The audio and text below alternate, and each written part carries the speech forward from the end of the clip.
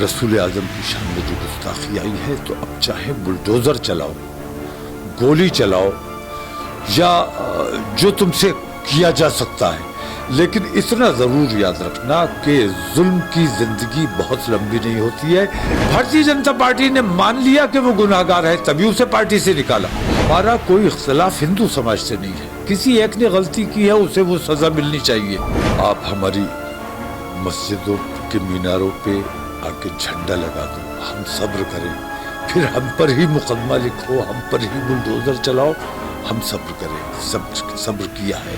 हमारी मस्जिदों के सामने आके हनुमान चालीसा पढ़ो, हमने सब्र किया। हमारी लड़ाई पुलिस से नहीं है, हमारी लड़ाई उत्तर प्रदेश हुकूमत से भी नहीं, हमारी लड़ाई केंद्र सरकार से है। ये सरकार पूरी तरह फेल हो चुकी है और इसकी वो 80 और 20 वाली मानसिकता, उसके तहत ये लोग काम कर रहे हैं और ये हमारे देश के लिए बेहद घातक है।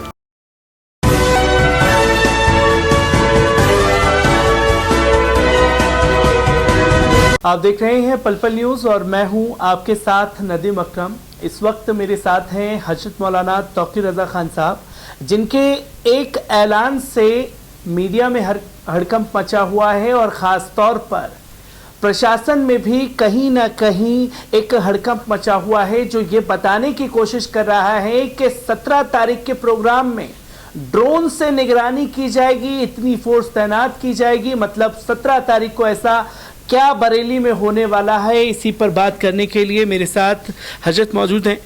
एक ऐलान किया कि 17 तारीख को जो गुस्ताखी रसूल किया गया उसके लिए सड़कों पर उतरेंगे आम मुसलमान। किस तरीके से देख रहे हैं कि एक ऐलान से तमाम बयानबाजियां शुरू हो गई हैं? ये कहते हैं ना, गिल्टी कॉन्शियस, दिल में जज्बे गुनाह, तो खौफजदा हैं कि पता नहीं क्या होगा, हमने इतना बड़ा जुर्म किया है, अब ये लोग उसके लिए क्या करेंगे। जबकि मैंने अपना ये दिखाया है कि मैं सेकुलर जहन रखता हूँ और गांधीवादी तरीक़े से अपनी बात रखना चाहता हूँ। पिछले जुमे को मेरा प्रोग्राम था, लेकिन गंगा दशहरा की वजह से मैंने कि हमारे हिंदू भाइयों के त्यौहार में कोई खलल ना पड़े, मैंने अपना प्रोग्राम मुलतवी किया। अब प्रोग्राम मेरा 17 को है और 17 को कोई सड़कों पर नहीं आने वाला है। हमारा एक कैंपस है इस्लामी इंटर कॉलेज, उसमें तमाम लोग जमा होंगे, अपने मुल्क और मिल्लत के लिए दुआ करेंगे, अपने देश के लिए, और देश के जो कायद हैं, देश के जो राजा हैं, उनकी सद्बुद्धि के लिए दुआ करेंगे। दुरूद शरीफ का नजराना पेश किया जाएगा। तो दुरूद शरीफ पढ़ने के लिए हम लोग जमा हो रहे हैं, ना किसी, मैं बार बार कह रहा हूँ कि हमारा कोई इख्तिलाफ हिंदू समाज से नहीं है। किसी एक ने गलती की है, उसे वो सज़ा मिलनी चाहिए। हमारा एहतजाज उत्तर प्रदेश हुकूमत के ख़िलाफ़ नहीं है, हमारा एहतजाज पुलिस के ख़िलाफ़, प्रशासन के ख़िलाफ़ नहीं है, बल्कि मैं तो ये कहता हूँ कि पुलिस का इक़बाल बुलंद रहना चाहिए, लेकिन पुलिस को इंसाफ करना चाहिए। वर्दी का अगर इक़बाल बुलंद नहीं रहेगा तो ये हमारे देश के लिए बहुत हानिकारक होगा। लेकिन वर्दी के अंदर जो इंसान है, उसे अपनी वर्दी की मर्यादाओं का पालन करना चाहिए। मजहबी तासुब की बुनियाद पर अगर काम करते हैं तो ये बहुत बड़ा जुर्म मैं समझता हूँ कि जो सरकारी ओहदे पर है, वो जिस ओहदे पर भी है, वो हिंदू मुस्लिम से ऊपर उठकर उसे सबके साथ बराबरी का सलूक करना चाहिए। जिसकी ख़ता है उसे सज़ा मिलनी चाहिए।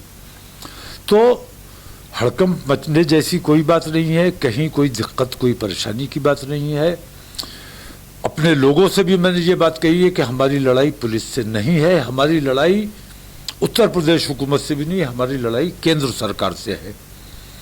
और केंद्र सरकार सरासर बेईमानी कर रहा है और जिसने ख़ता की है उसका संरक्षण कर रहा है।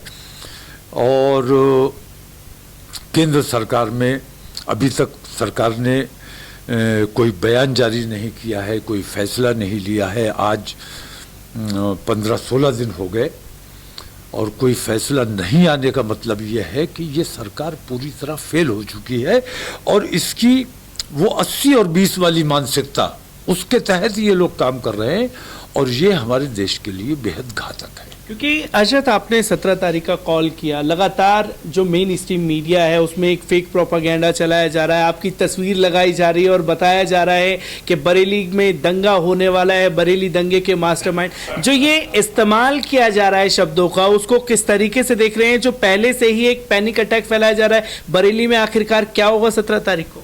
नहीं, जिस मीडिया ने मेरे खिलाफ ये प्रोपेगेंडा किया, उसको असल में एक विलेन चाहिए स्टोरी बनाने के लिए, इंटरेस्ट पैदा करने के लिए लोगों का, तो एक विलेन चाहिए। उसने, मैं अपना सेकुलरिज्म के लिए, भाईचारे के लिए, एकता के लिए, मैं अगर अपना कलेजा भी निकाल के दे दूं तो भी वो मुझे विलेन ही साबित करने की कोशिश करेंगे और दूसरे लोगों को।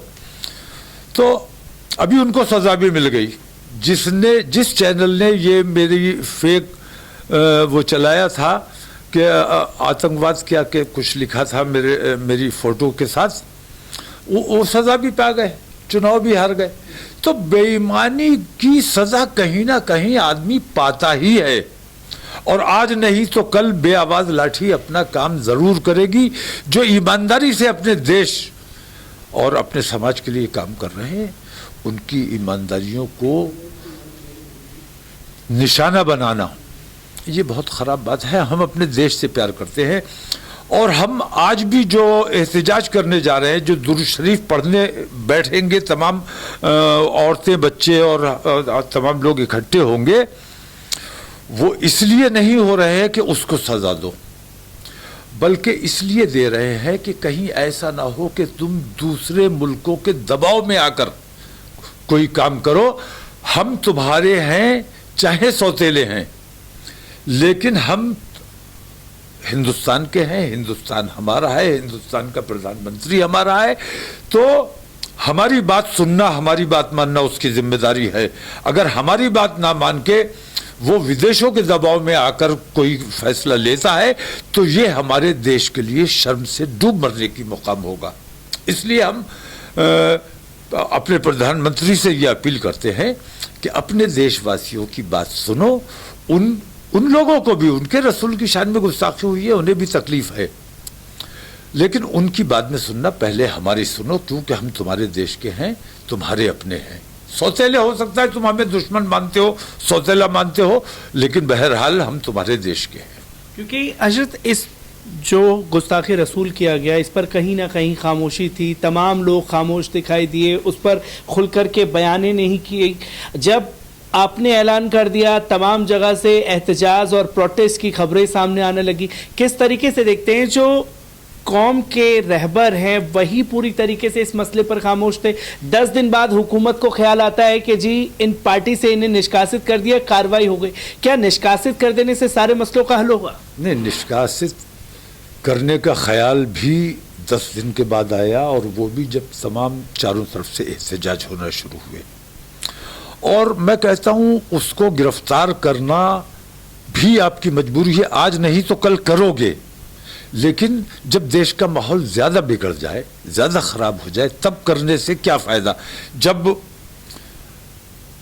आप वक्त रहते अगर कोई फैसला लेते हैं तो वो देश हित में होगा और तमाम लोगों के हित में होगा, हिंदू मुसलमान के हित में होगा। एक आखिरी सवाल हजरत आपसे लेना चाहेंगे, क्योंकि जैसे ही ऐलान हुआ, तमाम जगह से, कानपुर से तस्वीरें आईं, फिर जुमे के दिन जो है प्रयागराज और तमाम जगह से ये तस्वीरें सामने आने लगी।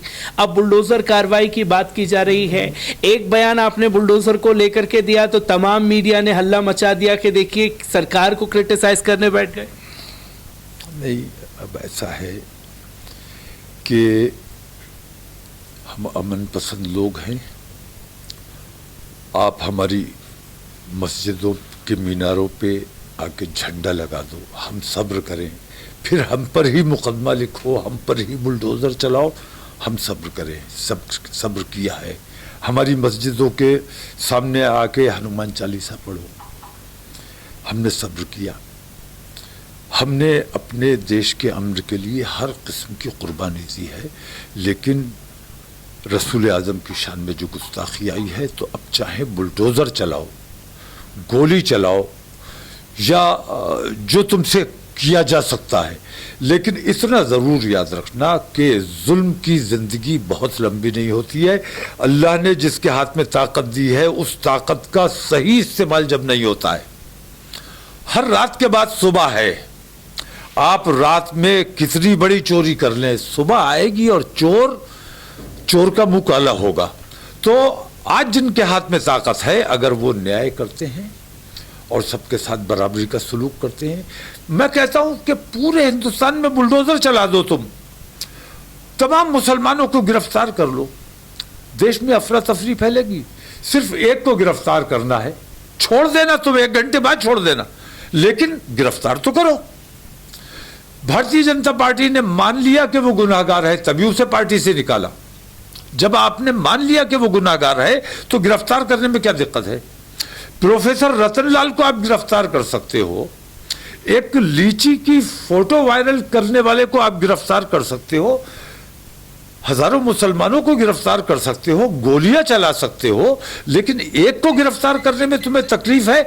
इसका मतलब यह है कि तुम्हारे दिमाग में कहीं ना कहीं धृतराष्ट्र बैठा हुआ है, जो तुमसे ये अन्याय मुसलसल करवा रहा है। उस धृतराष्ट्र के चोले से बाहर आके प्रधानमंत्री जिस दिन फैसला करेंगे, मुझे यकीन है देश के लिए अच्छा फैसला कर पाएंगे। हजरत मौलाना तौकीर रज़ा खान साहब हमारे साथ मौजूद थे, जिन्होंने 17 तारीख को बरेली में क्या होने वाला है और जो पैनिक अटैक फैलाया जा रहा है, उनकी तस्वीरों को आपके सामने रख दिया है।